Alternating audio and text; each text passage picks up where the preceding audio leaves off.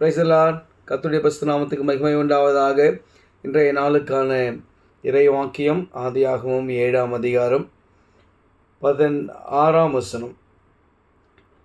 அது பிற்பகுதியை மட்டும் நான் உங்களுக்காக வாசிக்கிறேன். கர்த்தர் அவனை உள்ளே விட்டு கதவை அடைத்தார். இந்த அதிகாரத்திலே பூமியிலே ஏகமான பாவங்கள் பெருகிற்று என்று சொல்லி ஆண்டவருடைய கோபம் இந்த பூமியின் மேல் வருகிறது.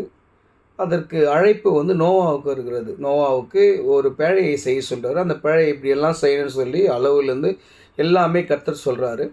அது மட்டும் இல்லாமல் அதில் யாரெல்லாம் பிரவேசிக்கணும், எப்படி பிரவேசிக்கணும், ஆணும் பெண்ணுமாக ஜோடி ஜோடியாக எல்லா சகலவித மிருக ஜீவன்களும் சரி, நோவாவுடைய குடும்பம் இப்படி அந்த பேழைக்குள்ளாக பிரவேசித்த பிறகு கர்த்தர் அவனை உள்ளே பிரவேசிக்க சொல்லி கதவை கர்த்தர் அடைக்கிறார். எனக்கு அருமையானவர்களே, இந்த கதையில் பார்த்தீங்கன்னு சொன்னால் இந்த வார்த்தை ஏன் ரொம்ப முக்கியம்னு சொன்னால், கடவுள் அந்த கதவை அடிக்காமல் நோவா கதவை பூட்டியிருந்தார்னா இந்த மனுக்குலம் அழிந்து போவதை பார்த்து, இல்லை ஒரு வேளை தன்னுடைய உற்றார் உறவினர்கள் அழிந்து போவதை பார்த்து கூட மனம் இறங்கி என்ன பண்ணியிருக்கலாம், அந்த கதவை திறந்துருக்கலாம். அப்படி திறந்துருப்போம்னா ஜலப்பிரவாளம் ஃபுல்லாக உள்ளே போயிட்டுருக்கோம், யாருமே பொழிச்சிருக்க முடியாது.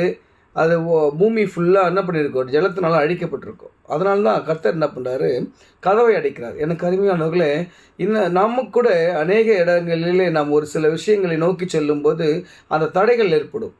அது ஏன் நம்மளுக்கு கிடைக்கலன்றதை கடவுள்கிட்ட நம்ம கொஸ்டினாக கேட்போம். ஆனால் கர்த்தர் அது உனக்கு வேணான்னு சொல்லி அந்த கதவை அடைத்திருப்பார்.